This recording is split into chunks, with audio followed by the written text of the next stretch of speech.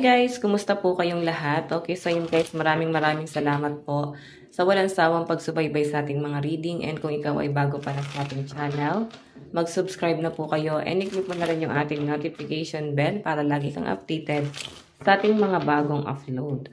Okay, so yun guys, tignan natin energy. So ito guys, pangkalahatan, no? Hindi lang siya patungkol sa love life. Tignan natin kanino bang energy yung masasagap natin.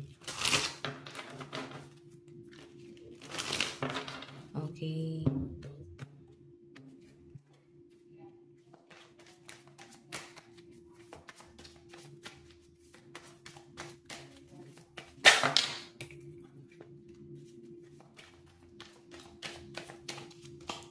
So, meron tayong 6 of Wands. Ayan yung iba sa inyo. Pwedeng kagagraduate lang, fresh graduate. Yung iba naman sa inyo guys, pwedeng meron ka na-achieve sa school. Kung ikaw ay estudyante pa lang, yung iba sa inyo nagpaplano kayo na mag-aral ulit or pwedeng mag-masteral degree, parang ganon. So, iba sa inyo guys, meron ka pinaghahandaan na bar exam. Piling ko dito guys, may magandang mangyayari kasi 6 of Wands to, no? Okay, ayan, hinahangaan ka ng mga tao sa kung ano yung na-achieve mo sa buhay mo. Hindi man to guys sa edukasyon.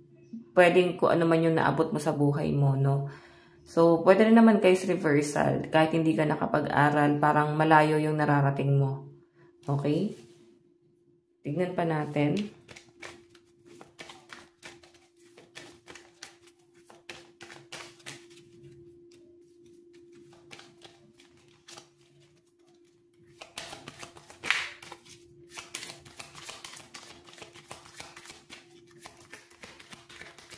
Kanina pa tayo, energy, spirit guide. Meron tayong King of Coins, grounded, successful, business, and empire. So, may mga business-minded dito guys, no? Ayan, siguro nagtatayo ka na sarili mong business. Okay. Ang ganda, no? Kaya maraming humahanga sa inyo kasi marami kang na-achieve sa buhay mo. Tignan pa natin ano pa yung ipapakita rito. Or baka meron kang plano na magsimula ng business pero pwedeng undecided pa yung iba sa inyo kung sisimulan mo.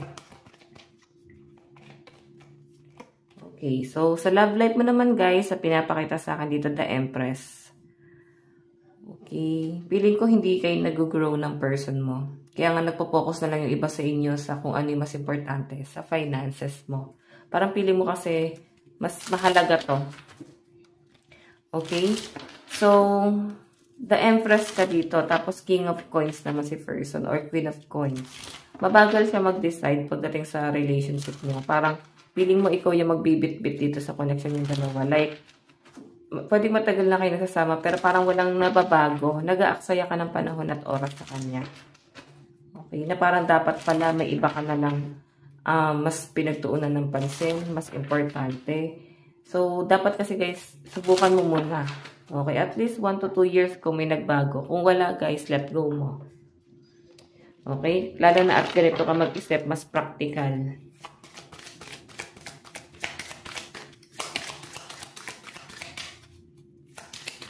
Sabihin pa natin. Meron tayong 6 of Swords. Okay, nakikita ko yung paglayo mo sa relasyon yung dalawa. Ayun o, calmer water, moving ahead, healing. So, iba sa inyo guys, pwedeng kayo hiwalay niyo pa lang ng person mo or parang nilalet ko muna yung sarili mo sa kanya. And nandun sa point na, ayun nga, dinedetach mo na. Kasi parang feeling mo wala naman nangyayari sa connection yung dalawa eh. Parang sa inyong dalawa, ikaw yung madiskarte, sinisira niya pa yung diskarte niya sa buhay.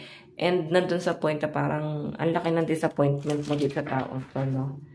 Okay? Parang sinungaling siya kasi ang dami niyang pinangako sa inyo. Kaya ka nga niya nakuha eh. Kasi may mga pinangako siya sa inyo. Tapos wala naman nangyari guys. Sinira niya lang yung buhay mo.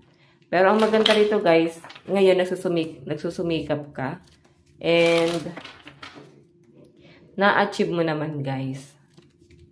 Okay? Pwedeng energy to ng person mo guys. Wala pa rin nangyayari sa buhay niya. Okay? And sa nakikita ko guys, nasa healing siya ngayon. Ikaw nakikita niya kasi na parang kung nililimitahan niya yung mga bagay na dapat mong gawin sa buhay. Feeling ko kasi rito guys, tingin niya sa inyo, threat ka sa buhay niya na parang ikaw may na-achieve siya, wala. So, parang nakukumpara niya yung sarili niya sa inyo na parang ikaw madali mo lang makukuha to. Kaya nga pinipigilan ka niya na once na maging successful ka,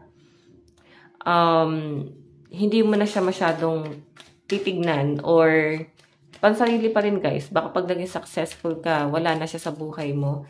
Pansarili lang talaga guys, no? Parang gusto niya na parang ganyan ka lang ka-down na down, walang-wala. Kasi gusto kanya na sa kanya lang. Or gusto niya na parang basta selfish guys yung energy. Parang, pwede nga rin guys matawag na cheater tong taong to eh. Sarili niya lang talaga yung iniisip niya. Ikaw na nakikitaan niya ng potensyal, yung dinadown niya. Okay? Tignan natin. Ayan o, 7 of Swords. Ikaw yung hirap na hirap dito. Siya nag-cheat na guys. Ayan o, dishonest, cheating, being selfish. Kakasabi ko lang guys. Nabasa niyo ba? Ayan o, dishonest, cheating, being selfish. So, ilang beses ka na siguro guys niloko na tong taong to. Okay, 9 of Swords. Nagkaroon ka ng depression nung nagsasama pa kayo guys. Hirap na hirap yung kalooban mo. Pinaglalaban mo yung rights mo pero parang hindi siya guys nakikinig. Sariling diskarte niya lang yung pinakikinggan niya.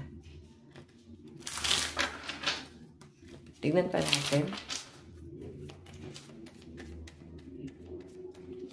Meron tayong surrender, defeat, the cause of battle. O, diba? Hanggang sa sumuko ka na. Pwede nga ikaw yung sinukuan niya talaga eh. Ikaw yung inabandonan niya. Diba? Ang lakas ng loob. Ikaw na lang yung iniwan niya. And sa malinaw na pinapakita sa akin dito guys.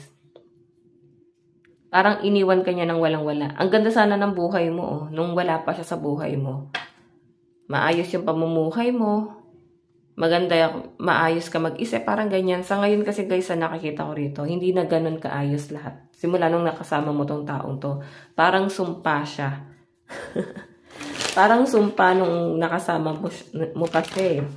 So, kung ako tatanungin guys, kung sa bumalik ka dyan, parang bumalik ka ulit sa impyerno. As in, napaka-selfish na tong taong to, napaka-emotional.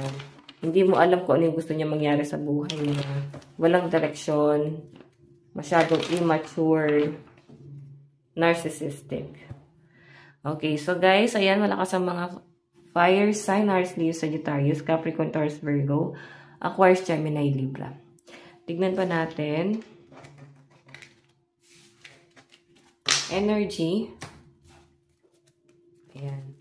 Ano yung nararamdaman? Nararamdaman ng person mo sa'yo?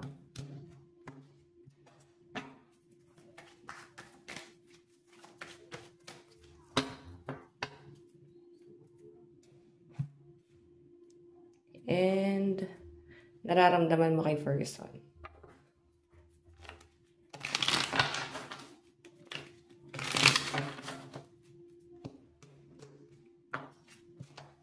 Ano yung nararamdaman mo kay person?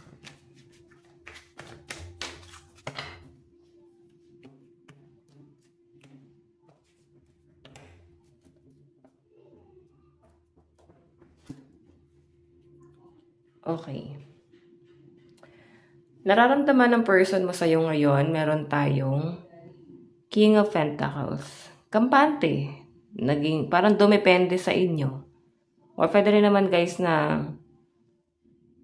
ikaw yung naging provider sa pagsasama niyong dalawa. Pero mataas pa ang tingin nito sa sarili niya. No? Mayabang. Pwede rin naman guys na wala naman siya eh. Pero napakayabang niya guys. Okay, nadala ka sa pagiging mayabang niya eh. Puro kasinungalingan lang siguro to. So, yung nararamdaman niya guys, napaikot ka niya. And mabagal to eh.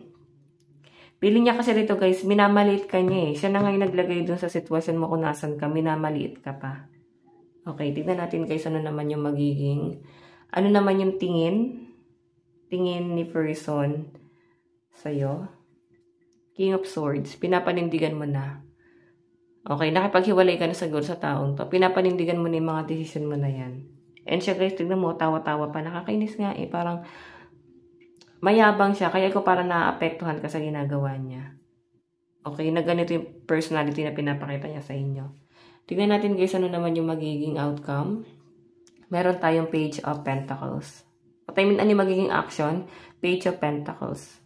Wala naman siya masyadong ine-effort sa inyo guys. Okay? Kasi page pa lang siya dito eh. Kumbaga yung mga sinabi niya guys, hindi mo naman nakikitang nangyayari sa kanya ngayon sa kasalukuyan. So, mahawa ka lang sa pagiging sinungaling na tong taong to. Mayabang, ganun yung nasagap po sa kanya. Tignan natin guys, ano naman yung outcome. 10 of coins. Okay, naging asawa mo to. May connection pa rin kayo na tong taong to. So, yung malakas sa mga earth sign, Capricorn, Taurus, Virgo, Aquarius, Gemini, Libra, Cancer, Pisces, Scorpio. Bottom of the deck, 9 of Pentacles. So, lakas ng earth sign sa side ni person mo, no? Ang yabang nito, no? Ganon, medyo nakakainis yung energy. Sa side mo naman, yung nararamdaman mo kay person, meron tayong 3 of Swords. Nilagay kanya sa third party, manluloko sa cheater, hindi siya naging tapat. Okay. Sinira niya yung buhay mo. Yun yung nasasagap ko dyan. Ano naman yung magiging, ano naman yung tingin mo kay person? 5 of Pentacles. Naghirap ka sa kanya. Wala nangyari sa buhay mo. Okay? Kasi ikaw madiskarte kang tao, pero itong taong to guys, parang threat sa buhay mo. Naghirap ka sa kanya ng todo-todo.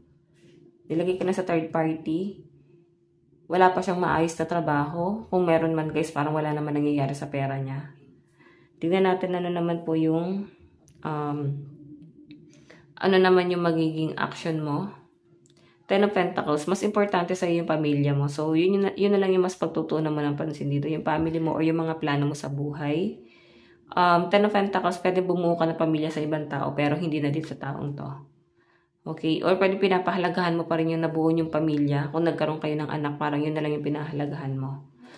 Okay? Yung action mo kasi guys, parang pinatawad mo pa to nung una kahit niloloko ka na niya guys. Kahit na pinahirapan ka niya, nagkaroon ng third party. Para sa mga anak nyo, pinatawad mo tong taong to. 10 of Pentacles. Alam mo, grateful sa itong taong to kasi maayos ang daloy ng pera mo. Okay, ano naman yung magiging outcome? Di ba yan, no? Ikaw pa rin nasisihin ng lahat eh. Pinaglaban mo tong taong to pero feeling ko itong taong to, wala naman siyang kayang gawin para ipaglaban ka. Okay? So, nakikita ko dyan guys, ano tong taong to? Ayan, no? Parang sa'yo lahat ang sisi. Pero nakikita ko naman guys, na natututo ka ng lumaban dito sa taong to. Kaya mo na siyang labanan eh. Okay, hindi ka na magpapa-under sa kanya. Lalo na guys at may, tapos na yung ibang anak nyo, nakagraduate na, or pwedeng malalaki na sila. Kung hindi pa guys graduate na, pwedeng malalaki na sila. Then parang kampante ka na kasi okay na sila. Hindi mo na siya kailangan. Tingnan mo, 7 of Wands, kaya mo na siyang labanan. Bottom of the deck mo guys, 2 of Pentacles, 10 of Swords. Iniwan ka pala nito nang walang-wala nun. So, pero kinukonsider mo pa rin yung family nyo, no? Importante pa rin talaga sa inyo yung pamilya mo, kahit na ganito. Tignan mo yung outcome, guys. Kung ipaglalaban mo tong taong to, ikaw ang sisihin ng lahat. Pinaglaban mo siya eh. So, maraming tao ang magagalit sa inyo, lalo na ganito yung ginawa sa inyo na tong taong to. Okay? Tignan natin. So, sa side mo guys, ayan, malakas ang ear sign, Aquarius, Gemini, Libra, Aries, Leo, Sagittarius, Capricorn, Taurus, Virgo. Tignan natin sa napatungo to.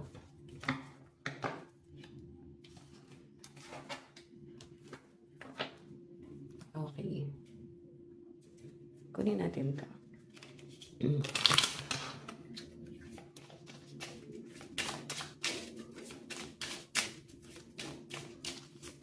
Meron tayong rival. Mag-aaway lang kayo. Laging riot, guys. Oh. Parang mortal mo siyang kaaway, guys. Kung pipilitin nyo na ayusin to. Kung baga tingin sa inyo ng ibang tao, maayos yung pamilya nyo, pero lagi naman kayo nag-aaway. Meron tayong relax. Ito na lang yung gusto mo eh. Maging kalmado, magpahinga. Feeling ko parehas kayo walang pahinga. Kaya din siguro lagi kayo nagtatalo. Kasi sino ba yung... Parang kailangan kasi magkaroon ng give and take. Sino ba muna yung mag-shoulder siguro sa mga bata. Parang ganyan. Or pwede sa obligasyon. So, wala kayo masyadong pahinga. Medyo nakakahagar din yung energy. Meron tayong the star. So, guys, sa pinapakita sa akin dito, mataas ang pangarap mo eh. So, feeling ko, mas iniisip mo dito yung pangarap mo kaysa ayusin pa yung relasyon nyo na parang feeling mo, wala naman, na-haggard ka lang. Parang ganyan. Meron tayong housewarming. Okay. And meron tayong after party. Meron din tayong rich cat. Okay. So, yun guys, sa pinapakita sa akin dito, maayos ang pera mo talaga o maraming blessing ang paparating sa inyo. Meron din ako nakita nagpapagawa ng bahay yung iba sa inyo. And, parang may pa-party pa. So, alam mo, ito yung buhay mo dati siguro or nagiging buhay mo ngayon. Nagiging buhay mo na rin guys sa mga susunod na mga araw, buwan, or in the near future. So, sa love life talaga guys, medyo conflict yung nakikita ko. Kumbaga, may hirapan ka na ayusin talaga. Kasi, lalo na't nagkaroon na ng issues sa pagitan yung dalawa. Okay? Love advice. Meron tayong connection. Okay, iba sa inyo guys, mukhang nagsasama pa. Meron tayong receptive and tested. So, eto guys, nasubukan mo na tong taong to. So, parang ikaw na lang magpapasya. Bibigyan ko ba ng chance na pumasok sa buhay mo na naman to? Nasa inyo yan guys, kung nakakita mo naman nagbabago, and feeling ko hindi naman magiging ganito yung isip mo kung hindi ganun ka-practical din tong taong to, lalo na't ikaw practical ka. Okay, message sa'yo ng person mo, you speak to me through music. Binubungangaan mo siguro to. I am becoming a better person. Ayan, nangangako na naman siya, kaya nga nadidisappoint ka eh. Puro na lang siya salita, di na lang niya gawin. And just being near you is intoxicating. So, feeling niya kasi guys, ikaw yung makakatulong sa kanya ngayon. Mahal na mahal ka na itong taong to. Kahit na napaka-toxic na ng ginagawa niya. Pero makakita mo guys yung pagbabago. Nakikinig na siya sa inyo. Nakikita ko sa kanya guys, yung dating ugali niya, malayo na sa ngayon. Pwedeng siya na yung gumagawa lahat ng obligasyon. Gusto niya kahit pa paano nakakapagpahinga ka. So, hayan. Mahal ka na itong taong to guys. Kaya nga nung naghiwalay siguro kayo ng matagal na panahon, hinanap ka niya o hindi ka mawala sa isip niya. Okay? So guys, ito lang naman po ang inyong love reading. Bukas po, let God bless and love you all. Bye-bye.